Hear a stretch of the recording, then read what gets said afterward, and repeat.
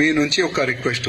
ఇంకోటి ఏంటంటే మాకు పురాణాపులు చౌరస్తా కానీ, అదేవిధంగా బేగం బజార్ ఛత్రి చౌరస్తా కానీ, అదేవిధంగా సిద్దంబర్ బజార్ కానీ, అక్కడ అనవసరం కొంతమంది టాస్క్ ఫోర్స్ పోలీసులు పెద్ద పెద్ద లాఠీ పెట్టుకుని రామ భక్తుల పైన లాఠీ చార్జ్ చేస్తున్నారు, వాళ్ళకు దొబ్బుతున్నారు, ఒక రౌడిజం లాగా చేస్తున్నారు. కానీ ఈ సంవత్సరం ఆ విధంగా రౌడిజం వాళ్ళు చేస్తే మా రౌడిజం కూడా మేము చూపెడతాం. ఎందుకంటే ఎప్పుడైనా మేము పోలీస్ కి ఫ్రెండ్లీ పోలీస్ మీరు ఉన్నారు, కానీ మేము కూడా ఎప్పుడైనా ఫ్రెండ్లీగా వెళ్తున్నాం. కానీ మా రామ భక్తులు అంటేనే మాకు ప్రాణం. కానీ మా రామ భక్తుల పైన లాఠీ కొడుతున్నారు, మా రామ భక్తులకి తిడుతున్నారు, మా రామ భక్తులు కొడుతున్నారు అంటే అది కరెక్ట్ కాదు. ఎందుకంటే ఎవరికి ఇబ్బంది మా రామ భక్తులు పెట్టరు.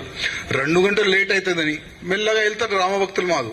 కానీ కావాలని మా కార్యకర్తల్ని దొబ్బుతారు, కావాలని మా కార్యకర్తల్ని కొట్టే ప్రయత్నం చేశారు. కానీ ఈ సంవత్సరం ఒక్క కార్యకర్త పైన కూడా లాఠీ పడితే మొత్తం యాత్ర ఆపేసేయాలి. మీ అందరికీ బాధ్యత ఇస్తున్నా, అన్ని యాత్ర ఆపేసేయాలి. అప్పుడు చూద్దాం మనం ఎట్లా వాళ్ళు యాత్ర స్టార్ట్ చేస్తారు. 2 days చేద్దాం, మొత్తం నైట్ చేద్దాం.